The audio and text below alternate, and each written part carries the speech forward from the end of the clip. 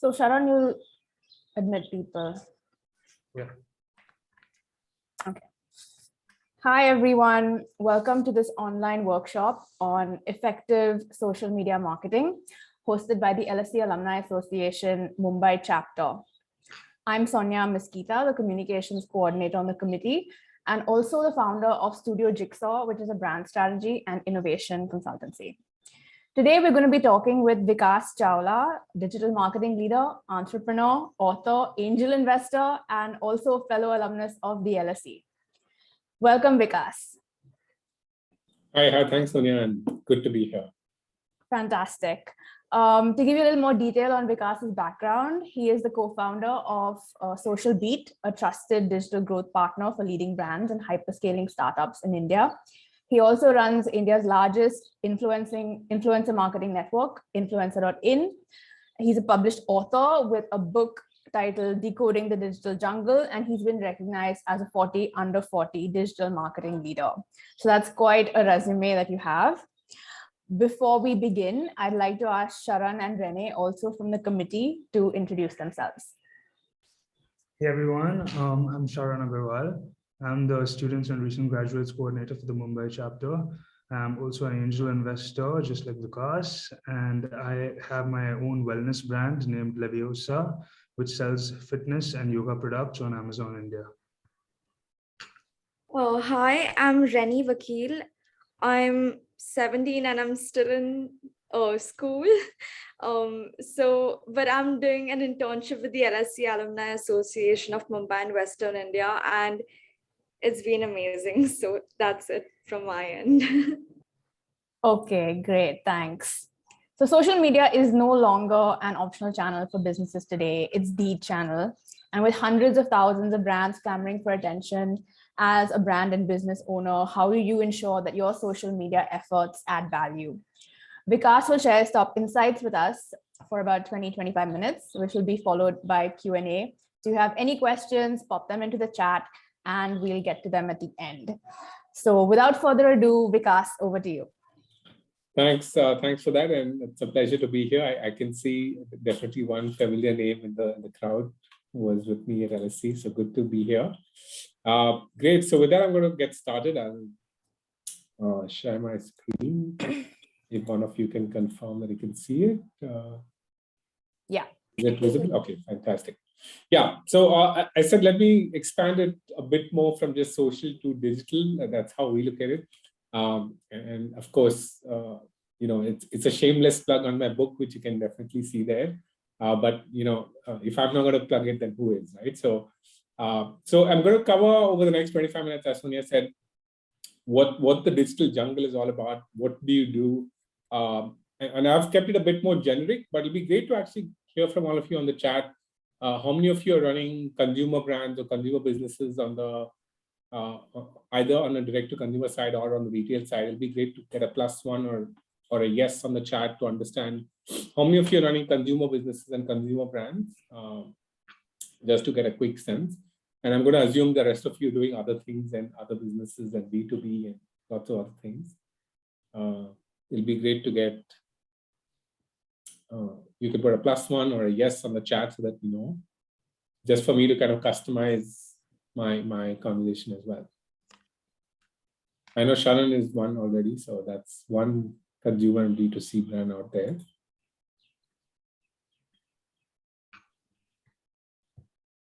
Okay, I don't see any messages yet, but maybe, okay, one, I can see Rajiv has raised his hand. Okay, fantastic. Okay, so let's begin then. And if you have any questions which are specific to what you're doing, then put it in the chat and we'll take it towards the end.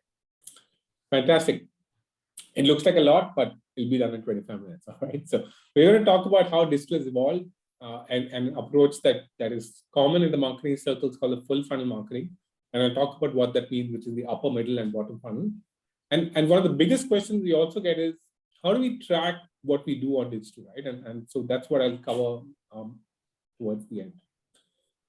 And I always cover why digital has evolved, because often the traditional channels are very, very different in the way they behave and how they communicate to users. Because they often are one-to-many, they're one way, they're owned by the media house, right? They're owned by those be it Times of India, be it a Star TV, be it a Z TV, or whoever it is, right? It's owned by them. They are the ones that drive the editorial narrative of what you see and what you hear.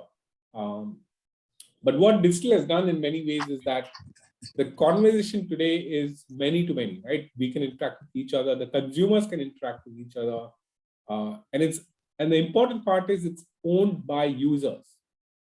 So even if you are not on digital, your consumers probably already talking about you in different forums and different channels because they're already there and talking about it. And often we see brands that don't leverage digital come in and see that they already have people putting up Insta stories about them, of course, reviews online, and that's something to definitely keep in mind as well.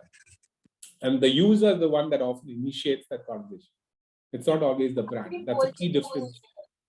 And that's a key difference between digital and some of the other channels that we see out there. So what's the approach that you should take if you're looking at building your brand using digital, right? We call it the full funnel marketing approach, which is something that many of you who have studied marketing or management might have seen, which essentially is how do you get more and more people to be aware of who you are, which is what we call as the upper funnel. Then you kind of take them through the consultation set and sort of help them sort of decide on you as a brand and you as a product. And then finally help them take that action. And sometimes that action could be lead generation and inquiry, but often it's about selling directly or sort of walking into your retail store.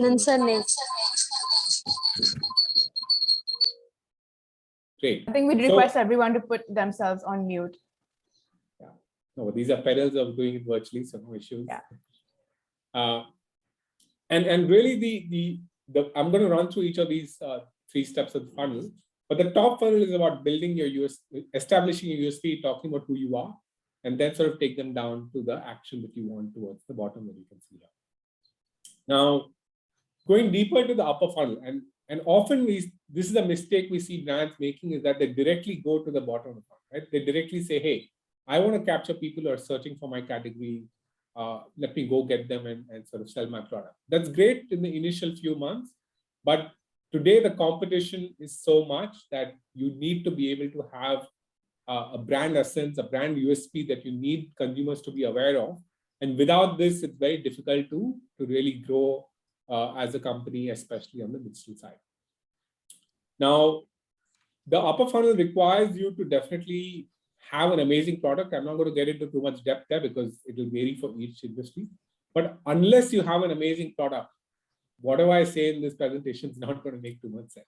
So you need to have some product market fit, figure out what are the things that consumers want from this category, and make sure that you have some niche that you're solving with the product that you have.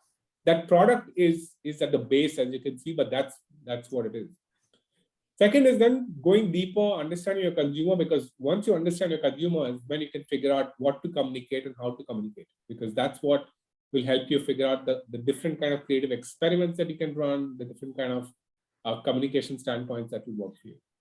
And over a period of time, your brand USP becomes more and more clear, right? You may not have that on day one, but that's what you want to try and figure out over a period of time so that you know that at some point you're able to identify that central positioning, a central unique selling proposition for your brand that really makes sense.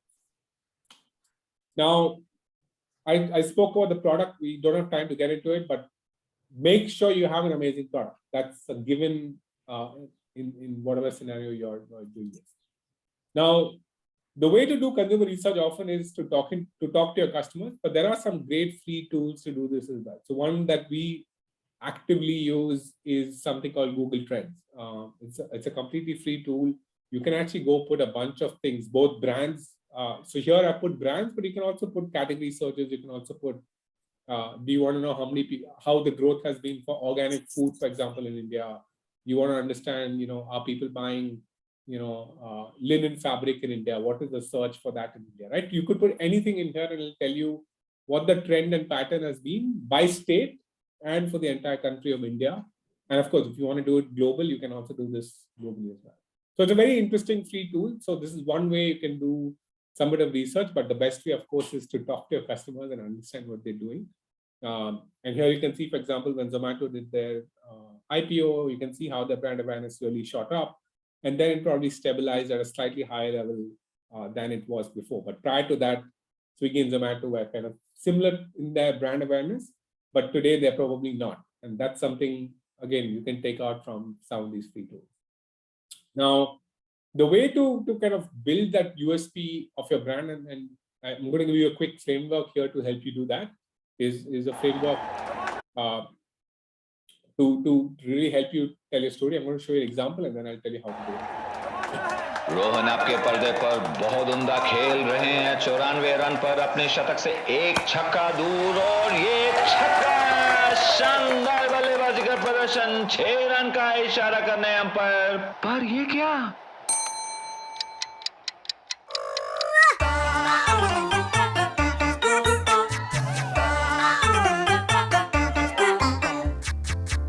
Are taxes hitting your income for a toss? Presenting Tata India Tax Savings Fund, an equity-linked savings scheme which helps you to save tax and grow your money as well. Investors understand that their principal will be at moderately high risk. Mutual fund investments are subject to market risks. Read all scheme-related documents carefully. So at the end of the day, building a brand, and for many of us who've seen television over the years, I don't have a television per se anymore. I mean, I have a television, but not the set-top box anymore.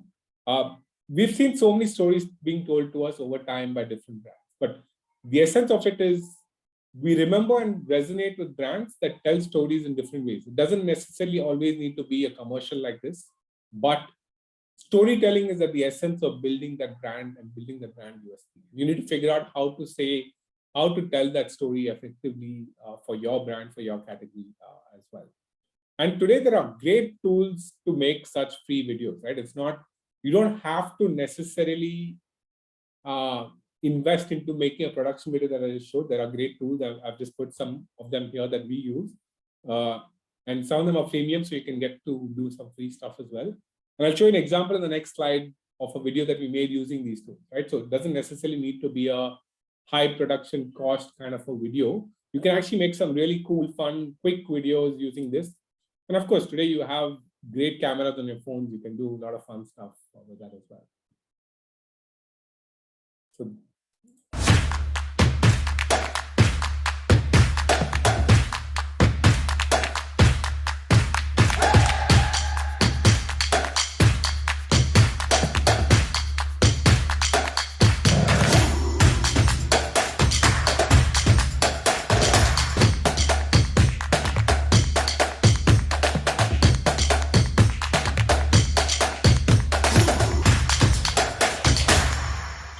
So this was a quick one we made using these tools that I showed. Of course, the energy, the music is something you need to choose to fit the brand, and the script is something you need to write as well. But it doesn't require it doesn't take too long to make, right? It's something that you can make probably with half day of work with between one of two of you, right? And so for many smaller brands, these tools are a great way to start telling your story in a way that makes sense, and then eventually progress into more sort of production and real life videos using different mediums.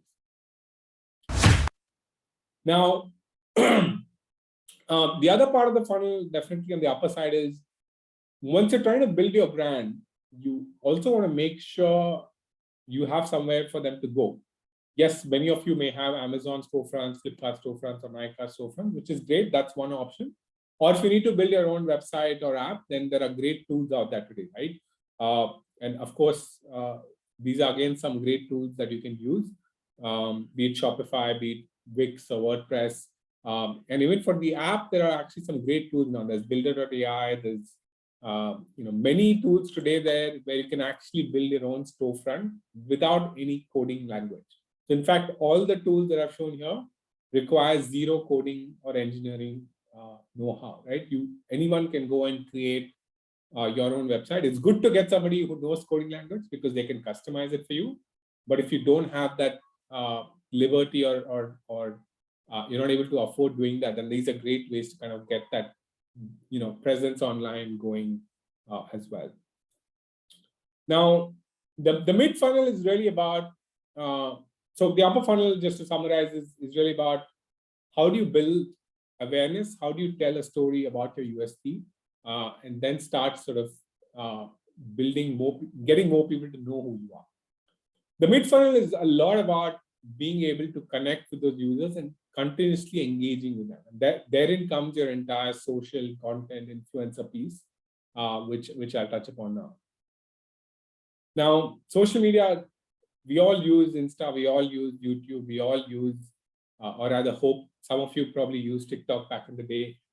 There's so many new ones out there as well today that are available to kind of help you build that awareness. But whatever said and done, Instagram still leads that pack in India.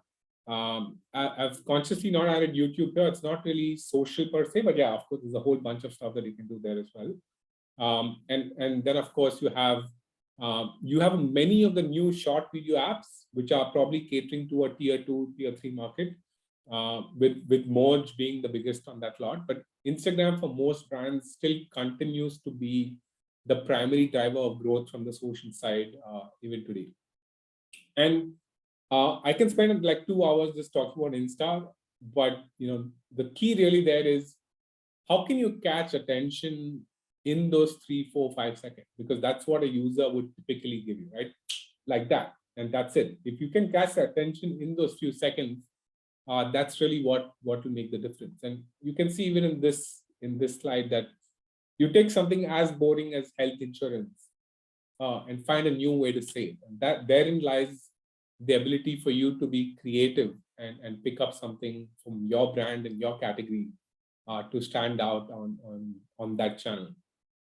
And I'm showing some global examples as well, but you need to make it relevant, right? So when Tesco realized that there were a lot of people buying for the first time because of COVID and they were at home, and often they just sort of relied on somebody else in the family to buy their groceries. But today, all of us were buying groceries. All of us were sweeping the floors and whatnot, right? So they realized that there are people confused about what does even ginger look like, what does cinnamon look like, and they kind of built an entire digital guide to help consumers around the world figure that out.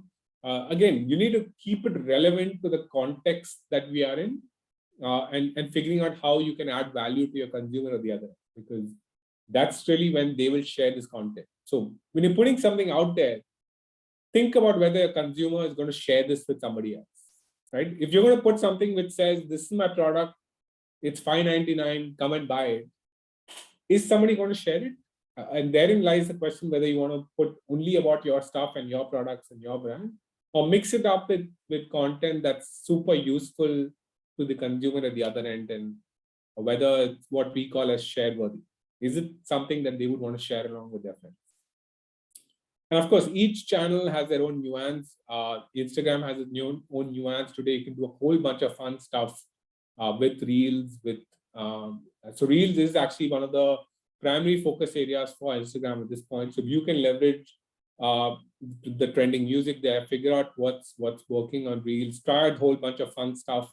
That's one way to kind of make that happen. But even on Insta stories, there's so much you can do today to engage.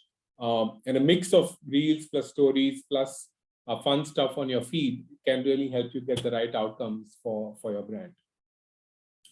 And influencer marketing is also something that works really well, but it needs to be something which you do both from a mid-funnel perspective and from a bottom-funnel perspective, because it may not immediately drive outcomes for you. So it's not that you're going to do influencer activity today and that you're going to get a lot of sales, but it helps you build that connect with the right users. And of course, that's why it works, because it's a lot more real if somebody else says it than you as a brand saying it. So being able to identify the right influencers and creators.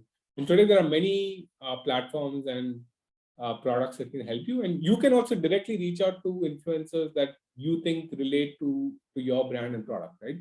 And they may have consumers that you want to go out to. So identify with 1 or 2 a month can really help you sort of get that engagement going for your brand. And if you are focusing on a pan-India presence, which some of you might be, then definitely Vernacular comes into the play as well. In fact, as you can see here, 93% of YouTube content in India that's actually watched is is not in English. Only 7% is.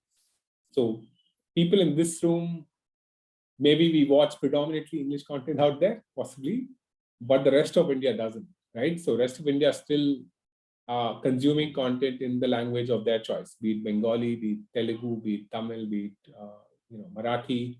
So it really comes down to whether your brand is catering to a market which is pan-India. And for most brands, English and Hindi definitely make sense. And the rest of the languages depends on whether you're catering to just the top metros, or are you also catering to a larger market in that sense. Now, coming to the bottom funnel, which is what a lot of brands tend to typically do on digital. There, Google and Instagram, again, are key platforms. And Google, of course, has multiple aspects to it. Search being the largest, Google search, but they also have YouTube and a whole bunch of other things. And if you're on the B2B side, actually, LinkedIn has become very, very evolved, where the kind of audience that you can go after there is so powerful and niche. For example, we work with large brands, and we can actually identify, the exact set of 20,000 people who are in the marketing and brand side in large companies. That 20,000 people I can identify and show them the right content on LinkedIn. So even from the B2B side, there are platforms today. And of course, if you're on the manufacturing side, there's again India Mart and a whole bunch of others that can actually help you do that. Now, on digital, what's powerful today is that you can not only target people based on interest, but also on their intent. So let me go a bit deeper into this. When we talk about interest, it's really about what are they actively doing at all points in time, right? Are they, for example, environment friendly? Are they always consuming content around, organic food and organic apparel? Or are they, actively looking for something in the parenting and baby space because maybe they have maybe someone's pregnant. So that interest is something that these platforms have become very good at understanding. That what is it that you're actively, what is your lifestyle like, right? Are you looking at certain kinds of things? And of course, they're very good at also understanding your intent. Are you actively looking for something? Are you getting married and hence looking for XYZ services? Are you looking to go study abroad to LSE and hence, what could you require as accommodation or other things? So that intent also becomes something which is immediate intent, and that's something that they can also understand and go after. So ideally, when you're looking at your platforms, you want to try and not just capture audiences who are in the intent category and immediately looking for a product, but also people who might be interested in the arena that you are in, and figure out whether you can actively expand that base. Because the intent audience typically tends to be much smaller because they're looking for a category immediately. So that's a smaller set. But if you expand that universe to say, someone who's interested in certain kinds of things, that can really help you go after a larger set of audience. Again, a quick example here of how when you're going after these audiences, you can also customize what you're saying. So, for example, we do a lot of work in the BFSI space. And one of the things we actually did was customize communication basis who we're going after. So when we were going after the younger audience, we actually found the travel cohort and said, anyone who has interest in traveling and frequently travels and frequently goes for leisure vacations, we said, why don't we help them figure out how can they help save for the next vacation? So you're also customizing your communication to that audience rather than saying, hey, I have a mutual fund, come and invest, right? So therein lies your ability to also make your communication stand out from what someone else is doing. And this actually helps drive much better outcomes than just a vanilla come and save money using a mutual fund SIP kind of communication, right? So you can also marry that targeting an audience that I showed the previous slide with very interesting communication to actually drive much better outcomes for the brand.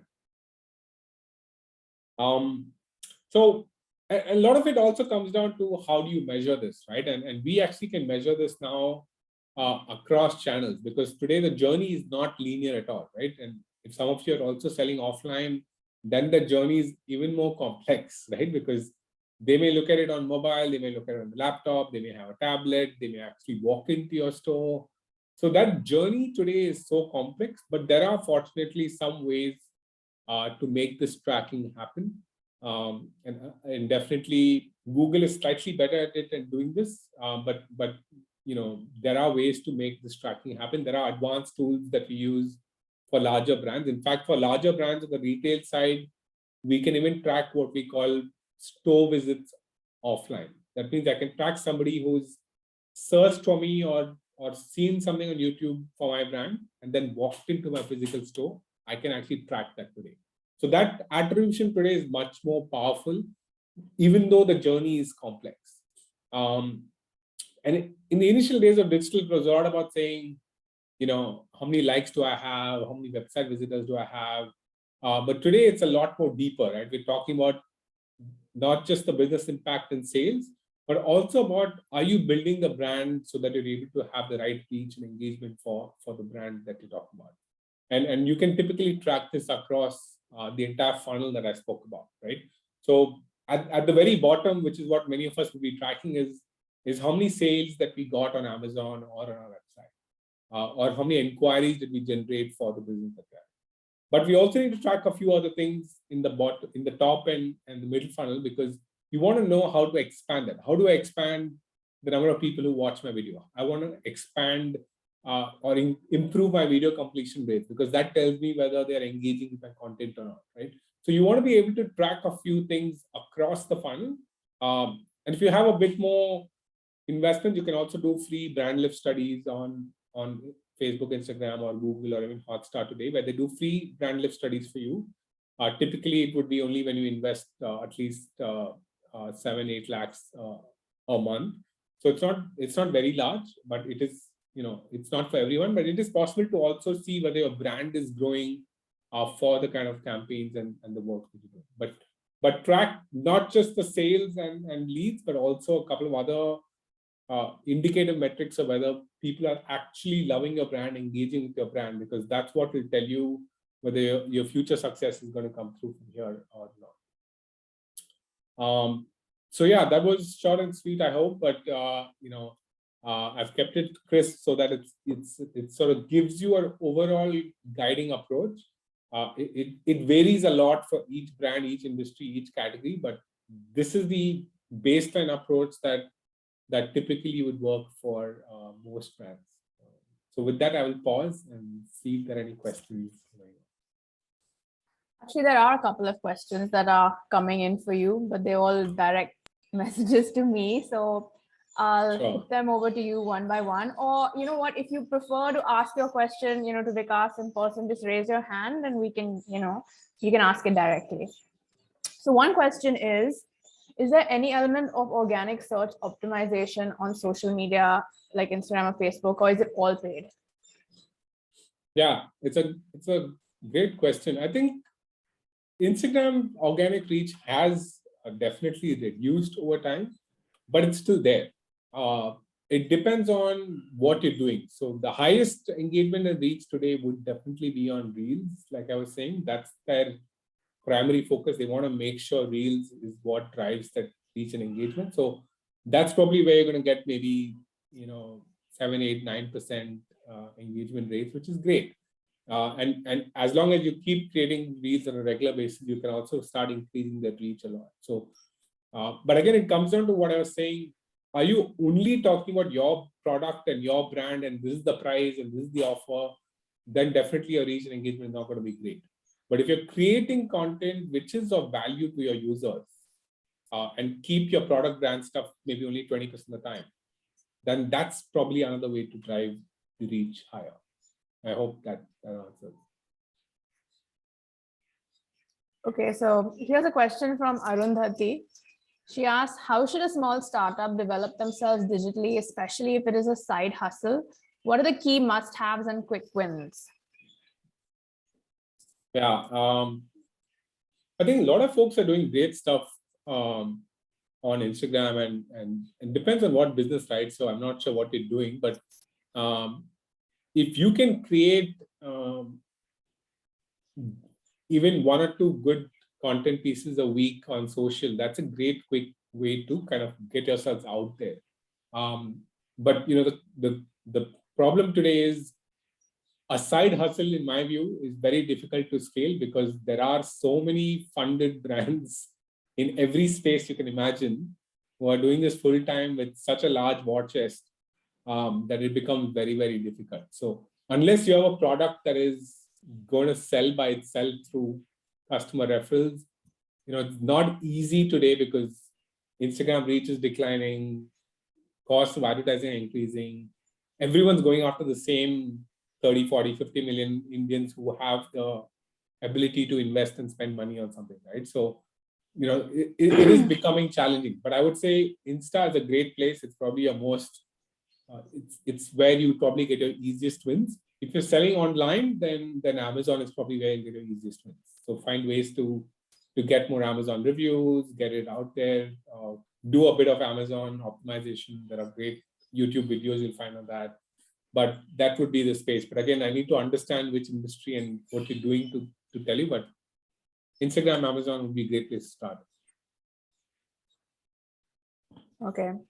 So because I have a question for you, because now I'm in the B2B space and I run a newsletter that goes out to, the people or the clients that I'm trying to target. And I'm also fairly active on LinkedIn, although I haven't really been able to understand LinkedIn very well. So, I mean, you talked about being able to target, the top 20,000 marketers in India or even, C-suite people. How do I do that on LinkedIn effectively? Like, what do I do? Yeah.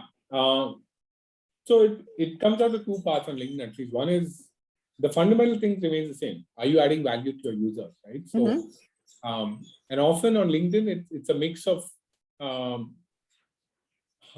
you making it real? Are you saying things that really define your success?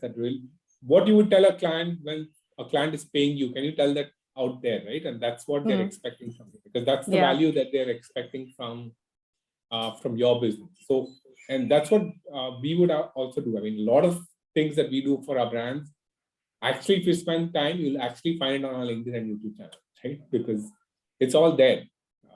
But like, is it a question of hashtags? Is it a question of tagging the right people? I mean, because the content bit is sorted, I mean, in terms of what I communicate and how I communicate, but in terms of reach or, what do I need to do differently to get my message across to the right people who I can have an educated conversation with on, issues that they need help with? So you need to understand what is LinkedIn trying to do, right? LinkedIn wants you to spend more time on the platform. It wants more people to be within the LinkedIn ecosystem itself. And it wants people to do one-on-one interaction with whatever form and shape, be it through comments, through DMs and stuff. So you need to do a mix of this, right? So if you can do LinkedIn Pulse, which is the LinkedIn articles, and publish that, because then it remains within the LinkedIn ecosystem. It doesn't take them out to a blog. You can always do that as well. But each of these platforms are trying to keep users within their platform. They don't want people to go away somewhere else, right? Because then they can't come back. So that's one way to think about how you do that. Hashtags, yes, you can also tag people that are relevant to you. Yes, that definitely works. The second is engaging with users and figuring out one-on-one, right? So if you start commenting on other people's posts, they will also start seeing your posts a lot more. If you start connecting with the right audience, then LinkedIn will also recommend you to other such relevant people when they're connecting on LinkedIn with other people, right? So LinkedIn recommends saying, hey, connect with Sonia because of XYZ reasons. And that comes from the fact that they find similar people. So that means if you can go start connecting with the right audience on LinkedIn, it'll also over time start showing you to the right audience as well. And you start doing DMs with them, you start commenting on their posts. And that sort of helps you sort of drive that engagement as well.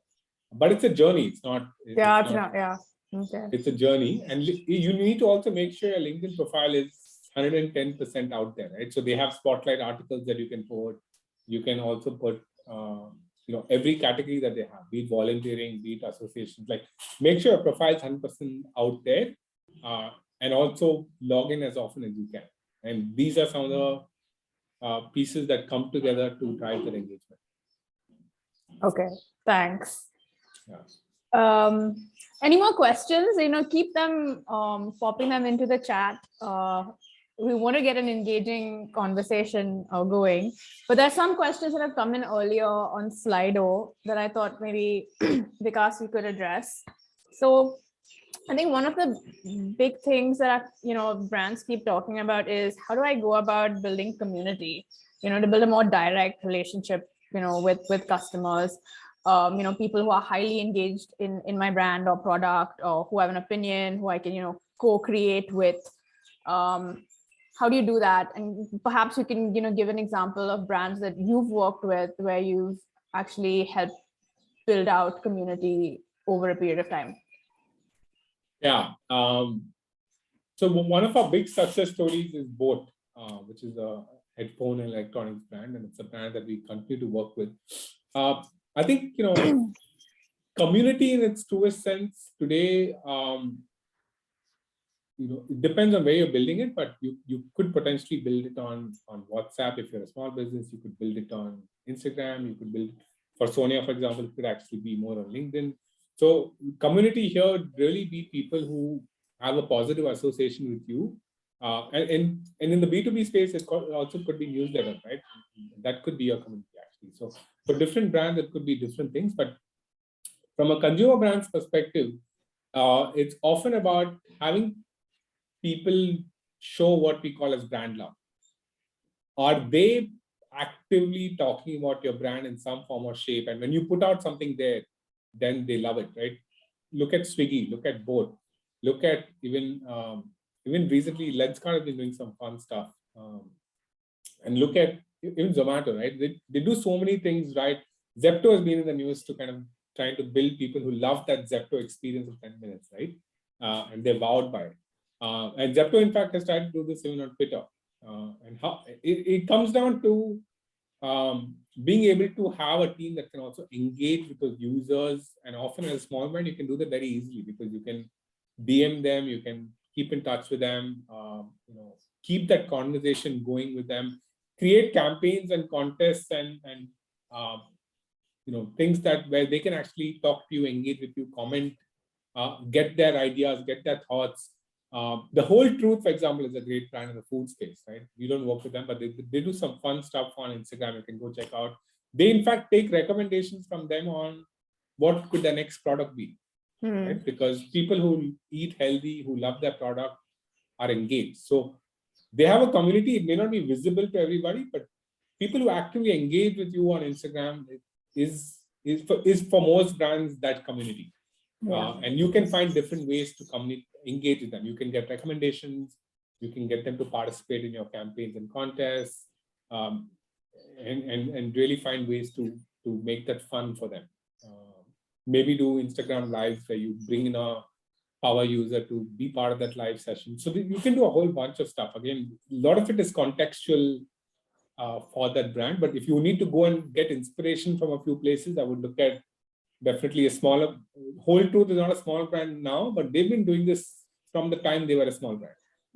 So you can definitely check out the Whole Truth to see what they did and how they do it. Yeah, Whole Truth is a good example. I've come across their work. I haven't tasted their product yet, but yeah, whatever they do does stand out. Yeah.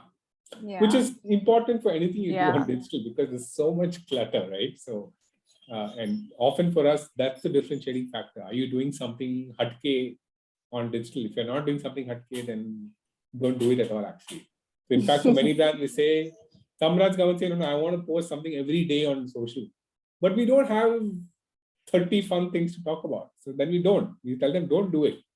Let's create those 10, 12 interesting experiences and content that makes sense and put the 10 out there. It doesn't need to be 30. Posting every day. Yeah, exactly. But on the reel side, you need to do some fun stuff very regularly. So it also depends on what you're doing and how you can make that happen. But reels are also easier and faster to make. It's not that complex to make it. Right? You don't need a designer.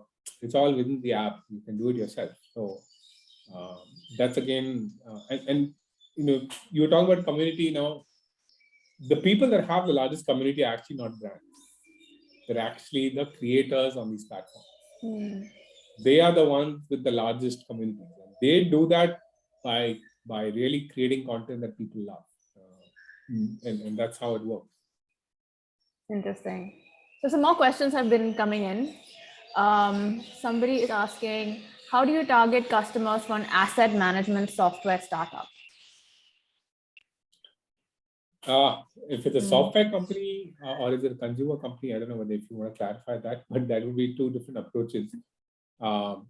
If it's something that is selling to the asset management companies, which is a tech for them, then definitely then it's a very niche market. So LinkedIn would be a great place, but often if the market size is too small, then it's best to do one-on-one reach, right? So there are companies that come and say, I have a specific product only for the logistics industry, and I need to target only the chief operations or the production head of these these kind of industries. That's a very, very niche audience. So if it's a very niche audience, typically a one-on-one approach works better than doing a one-to-many kind of thing on digital. But let's say if you're going to consumers, then then you can do a whole bunch of stuff across the entire ecosystem. And I was talking to Sharon earlier on this, that talk to your consumer and find out what do they do on digital? What do they do online? Are they watching content? Are they gaming? Are they on InShots? Are they on which other social channels are they consuming content on? And therein you'll get a sense of where you need to be, because wherever your user is where you need to be as a brand. And often talking to your customers and talking to even 10, 15, 20 of them would give you a quick sense of which are the digital levers and channels that you can actually go after. Okay. The next question is, for a new brand, how would you get organic reviews on Amazon? Is organic reviews or organic even something that people talk about anymore? Like, or does everything have to be paid? I think that was also an earlier question, but it's all related. So there are so reviews on Amazon. Typically, you have to ask your customers to put it. That's the only way. There's no other way to make this happen. So often it's really, which is why I come back to my point in my deck as well, which said you have to have an amazing product. You can't have a Me Too product which is similar to something in the industry and say, I'm going to get great reviews. You will not get great reviews. So if you have an amazing product, again, Whole Truth is a great example of that, right? Some people love the product, some people hate it, which is fine. But as long as there are enough people who love it, then that's what works for that, right? So you need to actively go out there and get those reviews, and often influencers can also do it for you. So if you find influencers on Instagram, they are more than happy to also do an Amazon review for you. So while they do stuff for you on Instagram, they'll also add on an Amazon review for you as well. So that's another way to make that happen. But otherwise, yeah, organically, there aren't too many ways out there to make that happen. You have to use an external network of creators to come and do that for you. Some brands, of course, find ways to get consumers to come into their website to do something else. Let's say for warranty or for content or for getting a discount the next time, and then say, hey, why don't you also review us on Amazon? So there are some other ways to do it, but you also then need some presence outside of Amazon to make sounds happen, because Amazon itself doesn't allow you to go out there and reach out to those consumers and say, boss, review. So one of the earlier questions that came in was, what are the common mistakes small businesses make in approaching social media marketing, or let's say digital marketing, to use your terminology, right? I think one of the things that you mentioned in your deck was, you start with an amazing product, you talk to your customer, and then you figure out your positioning and your brand story. Is that really, is that something that you advise people, or do you start with story and then build that into product, and then build that into reiterate around your product and make it better through your customers and getting feedback on that? So like, what are the common mistakes small businesses would make, and how would you see the relationship between either you start with story or you end with story? Like what's the best way to do it? So those three things that I showed, right, which is having an amazing product and figuring out your sort of USP and sort of figuring out, what is it that your consumers think about in this space, the consumer research and consumer understanding. They go hand in hand. You can do that on day zero as well, no problem. But we've seen often brands that that find the product market fit and then strengthen their USP and positioning. They are the ones that succeed, because the positioning that you would start with is often not what will help you scale. So 0 to 1, you will have a different positioning usually. And 1 to 10, you will typically have a more clearer and more targeted positioning, which is why I understand the question. It's a good question, but you can definitely start with some positioning. I wasn't trying to say that you need to figure it out only after 3 years. Definitely not. You can start with something that you believe is true for your brand and your brand's USP. But often, and even for brands that we work with, once you find that product market fit, then the USP and positioning becomes so much clearer. I was in fact seeing the recent campaign that Lenskart launched a couple of days ago, where they were basically saying, factory say store tak direct to you, right? They're saying, don't go through middlemen. There are importers, there are 10 other people who come between you and your frame and specs. We are giving it to you direct because we do all of it in-house, right? And they figured out this USP and positioning because of conversations with their customers over time, that they find all of this so expensive when they go to a regular store. But they're saying, hey, they didn't want to come and say we are the cheapest. They're actually saying, boss, we do all of it, so come to us. They are trying to say we are cheaper, but in a very nice, much nicer way. And that's the positioning that often you cannot figure out on day zero. Yeah. Right? What Lenskart would have started out with whenever they started 7, 8, 9 years ago would be very different than when they started getting their product market fit 3, 4 years ago, and what it is today.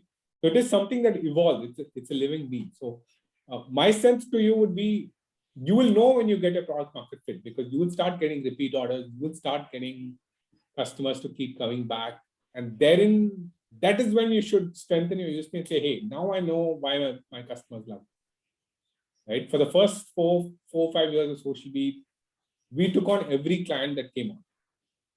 Today, we don't. Today, in fact, we say no to 70% of that, because we know where we can add value and where our product market fit is, right? Even for a B2B brand, because we know what we want to position ourselves as a growth partner for brands that want to get from 1 to 10. We are not for brands that want to do 0 to 1, because that's a very different ball game. You need to figure out where the product market fit is. So we are very clear where you want to be. So hence our positioning and what we call ourselves is so much more clearer now than it was some years ago. I hope that helps. Yeah, that does. So the second part of the question was, what are the common mistakes small businesses make in approaching digital marketing? Yeah. It's a long list. It's a very broad question, because I mean, it's so specific to your particular business, but what are the common mistakes you see people making? Yeah. I think one common mistake definitely is not building your brand, because often small businesses focus only on inquiries or sales or the bottom funnel that I was talking about, right? They don't spend too much effort. They may still be doing mid-funnel and the consideration where you put out some content, but not investing into your brand. And we actually recommend, even if you're a startup, invest just 10-12% of your overall marketing budget into brand. That's a great place to start, but you need to invest money into building a brand. Look around your house, look around what you buy, look around what you purchase, and think about why you purchased it, right? It was not just because of the price and the product. It was also because you resonated with that brand. And therein lies that you need to be able to build your brand from day zero to whatever extent it is. And if you can't do too much, then start with 10%. That's a great place to start doing that. The other common piece would definitely be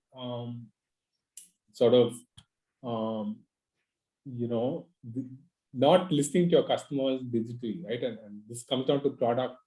We see so many brands promoting without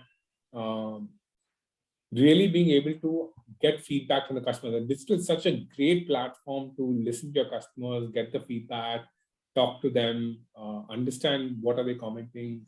and being able to leverage that customer insight from whatever is being said, right? Even the DMs that you get, use that collective piece to even people are calling you, make sure you find a way to encapsulate what are they saying on those calls, because that can help you. And we've seen brands that are even smaller brands that really capture what are people calling them up for, what feedback do they have, what is the emails they get on customer support. Being able to consolidate some of those pieces can really help you refine both your communication as well as your product as well over a period of time.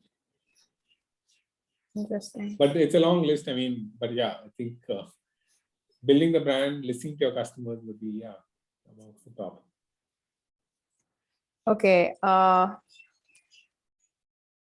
So this is, for brands that are probably have reached a certain scale and not exactly, startups at day one anymore, or day zero. What's the best way to go about building an in-house social team? Because a lot of clients find that a cheaper way of doing it rather than working with a digital agency, to do that. So how do you build a team?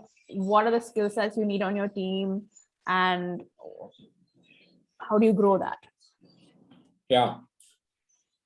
So the social media team typically requires multiple skill sets, which is why it's not easy to build in-house, right? Because you need someone who is, you definitely need someone on the design and creative side who can actually bring this to life.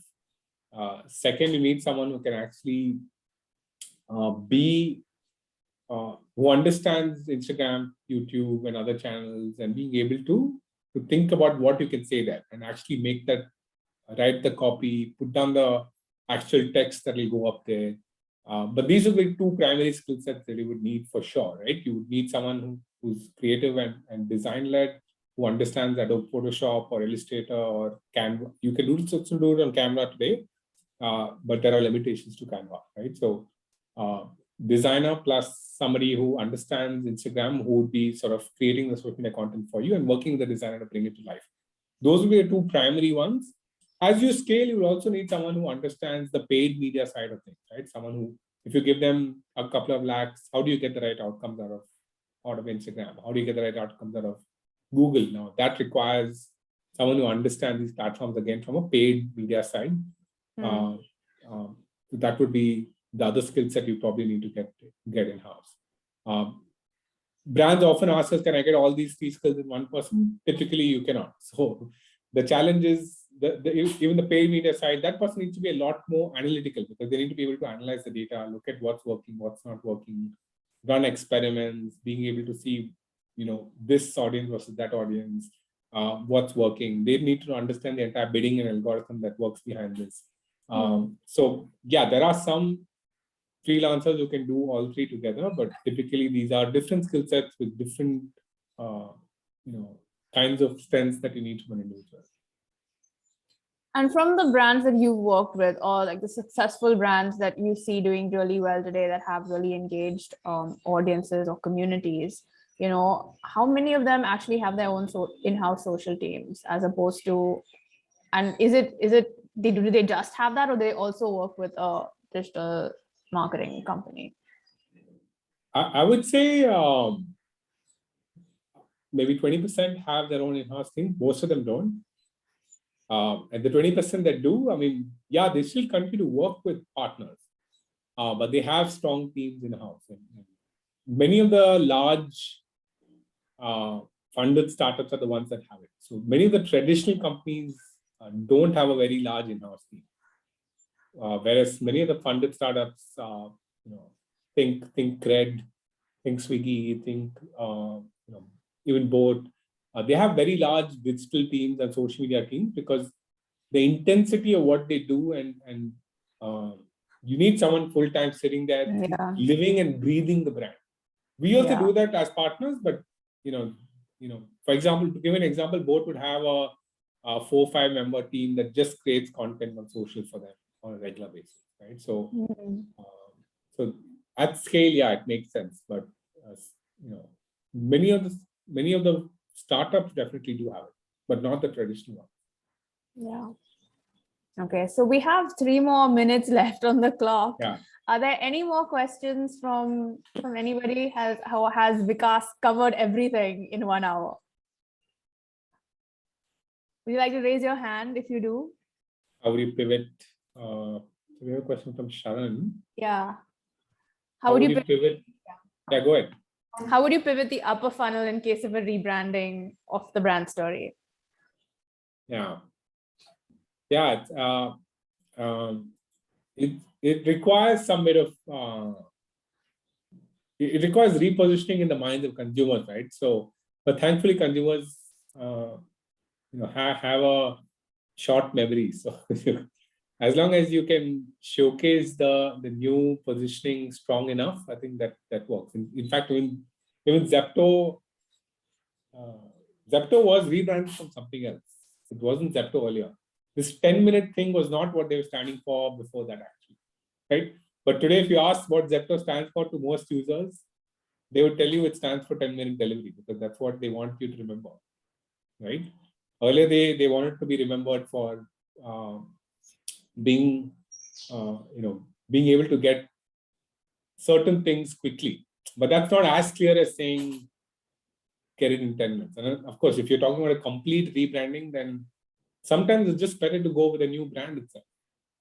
In Zepto's case, that's what they did. They realized no point taking something which is not valid anymore and changing it. Let's just go with a new positioning, new brand name, and then go after it. And that's what Zepto eventually did.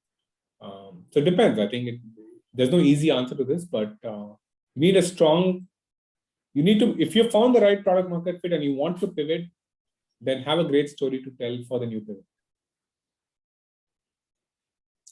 Okay, so on that note, I think that brings us to the end of this workshop and session on effective social media marketing. Thank you very much, Vikas, for sharing your insights, your knowledge, your expertise with our budding entrepreneurs who are looking to figure this whole this medium out.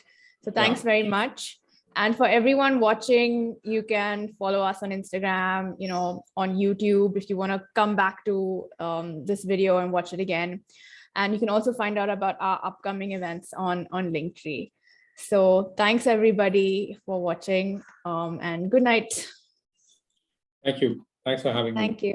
Good night. So much, Vikas.